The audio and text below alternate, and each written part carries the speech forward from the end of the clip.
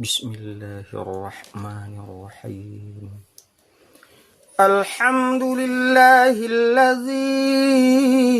أنزل على عبده الكتاب ولم يجعل له عوجا قيما لينذر بأسا شديدا من لدنه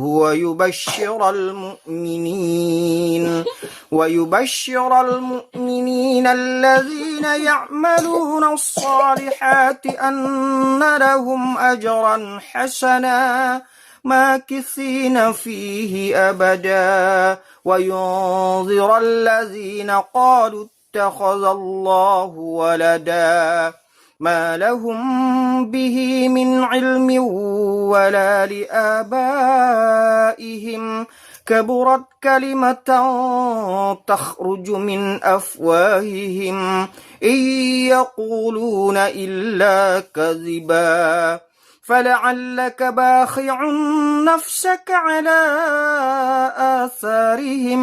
آثارهم إن لم يؤمنوا بهذا الحديث أسفا إنا جعلنا ما على الأرض زينة لها لنبلوهم أيهم أحسن عملا وإنا لجاعلون ما عليها صعيدا جرزا أم حسبت أن أصحاب الكهف والرقيم كانوا من آياتنا عجبا إذ أوى الفتية إلى الكهف فقالوا ربنا آتنا من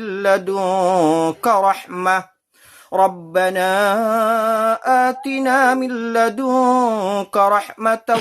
وهيئ لنا من أمرنا رشدا.